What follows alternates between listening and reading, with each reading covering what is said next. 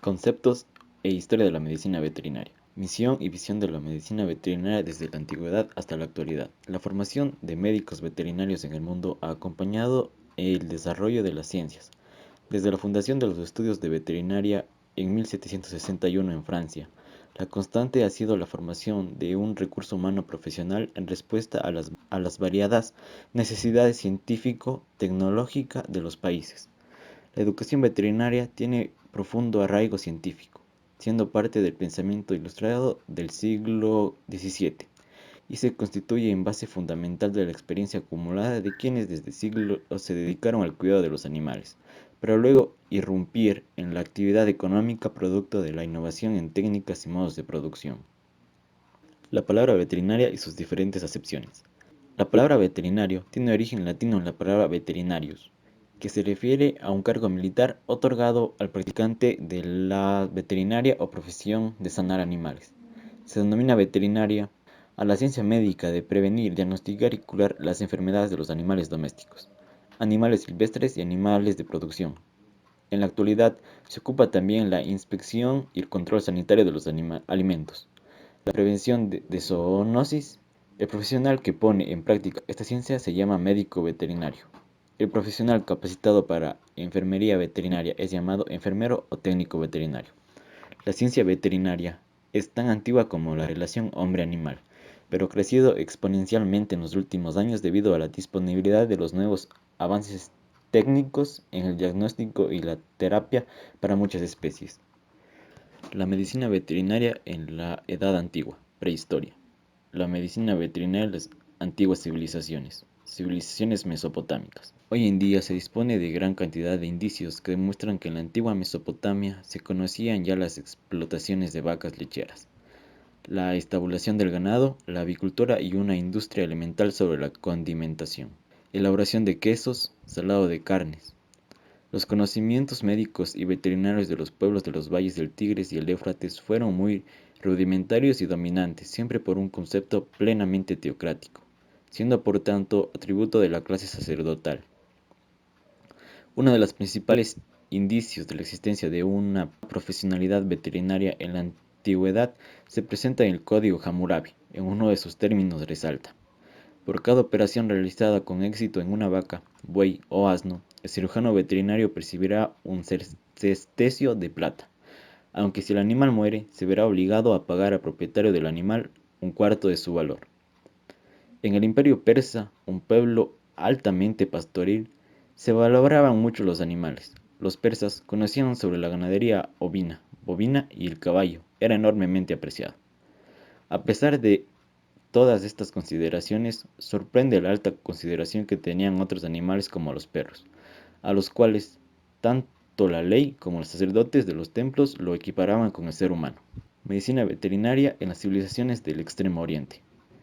La medicina veterinaria hindú estaba especialmente centrada en dos aspectos fundamentales: medicina de los caballos, llevada a cabo por maestros védicos y mídicos, y la medicina de los elefantes de carácter más religiosa. Una de las principales aplicaciones de la medicina veterinaria en la antigua India fue en la curación de caballos empleados para la guerra.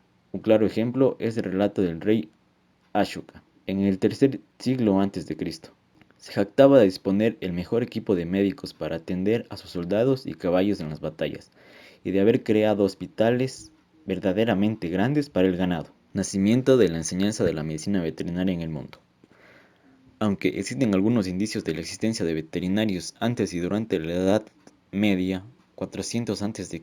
hasta 1400 después de Cristo, uno de los principales registros en donde existen indicios de una enseñanza de la medicina veterinaria es cuando surge el arte de herrar cabalgaduras, para lo cual no se necesitaba un alto grado de conocimiento por parte del practicante herraje. Debido al decaimiento de la ciencia en esta época y a la ausencia de organismos especialmente dedicados a formar profesionales, el herrador también llegó a ser encargado del tratamiento de las enfermedades de los caballos.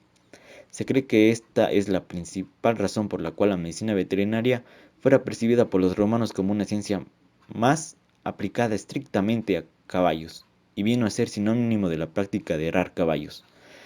Durante los siglos XVII y la primera mitad del siglo XVIII, la equitación sufre un desarrollo muy notable y cambia el interés en los mariscales. Ya no solo se enfocaba en la herrería, también se preocupaban del estado físico y sanitario de los caballos.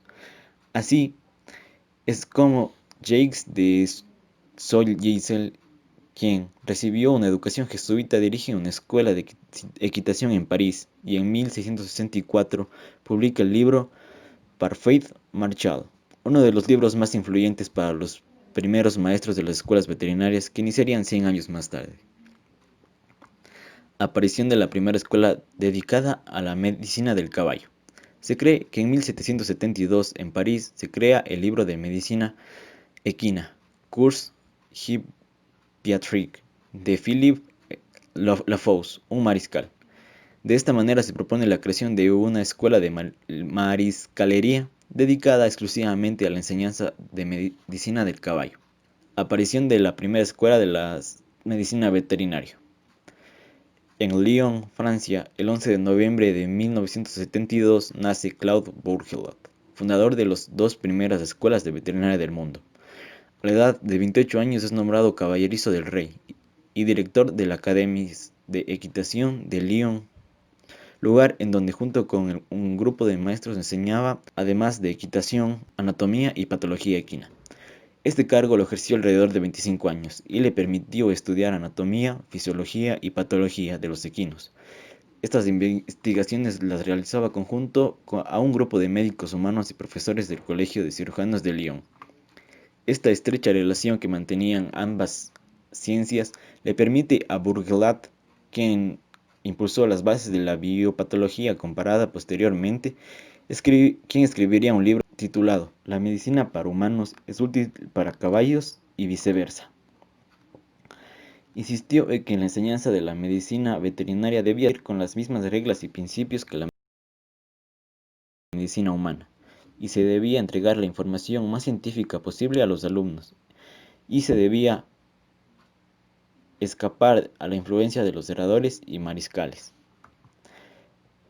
De esta manera, en Francia nacen un sinnúmero de profesionales del área de veterinaria durante los siglos XIX y XX. Por ejemplo, Augusto Chauveau, precursor del cateterismo cardíaco en un animal vivo. Camille Guerin, creador de la vacuna contra la tuberculosis. Sin embargo, la primera escuela veterinaria sufría algunos errores y sería catalogado como mediocre.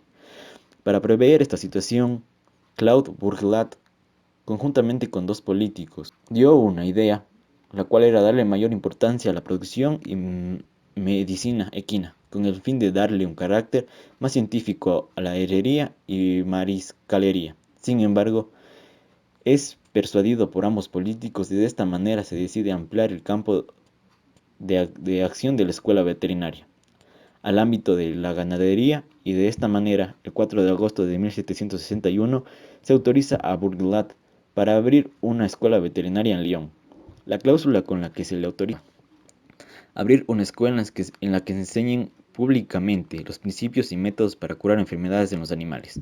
De esta manera, la Escuela Veterinaria de Lyon abre sus puertas en febrero de 1762 y se convierte en la segunda escuela y más trascendental de la época y que perdura hasta la actualidad. Domesticación animal. La domesticación animal es una interacción entre hombre y otra especie, por tanto debe corresponder a alguna de las especies dadas el beneficio. Indica que con la relación. En la domesticación, el ser humano vive la parte positiva de la interacción. En contraste, no se considera al león o la rata como una fauna doméstica, ya que el hombre no obtiene beneficios evidentes. La domesticación es un proceso que han sufrido algunas especies y que consiste en que los animales desarrollan cambios en su aspecto, fisiología y comportamiento, los cuales son heredables. Se creía que dichas características adquiridas se daba por una selección dada por el hombre, pero parece que en algunos procesos de domesticación este cambio se produjo de una manera de adaptación de la propia especie. La mayoría de procesos de domesticación de fauna como flora comienza en el Neolítico hace 10.000 años. En esta época, los cambios climáticos proporcionaron a asentamientos humanos comenzar a ser sedentaristas. Durante este periodo, el hombre necesitaba una fuente tanto de carne como de vegetales que no requiriese de continuos desplazamientos y sea fija. Presuntamente, el perro sea una de las principales especies en ser domesticada. Esta ocurrió incluso antes del Neolítico. La domesticación del perro se dio gracias a que los caninos, más mansos y tolerables con el hombre, eran aquellos que podían convivir con él y vivir de sus desperdicios. Con esta teoría se cree que el perro se autodomesticó. Según los últimos trabajos realizados para saber el origen del perro, se cree que la domesticación de este animal se produjo hace 20.000 años y 40.000 años en Europa. Domesticación de las ovejas y cabras. La domesticación de estos rumiantes es otro proceso muy antiguo, quienes, al no compartir el mismo origen, sí experimentaron cambios evolutivos muy similares. De esta manera, la obtención de la lana de ovejas se remonta a hace 8.000 años, aunque las primeras prendas datan hace 2.000 años después.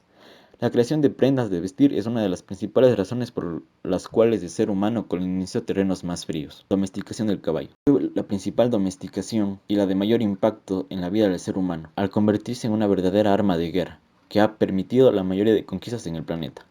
Se cree que el origen de la domesticación del caballo se encuentra en la cultura Botai, donde encontramos historias tan peculiares como la de un veterinario de caballos de hace 3.000 años.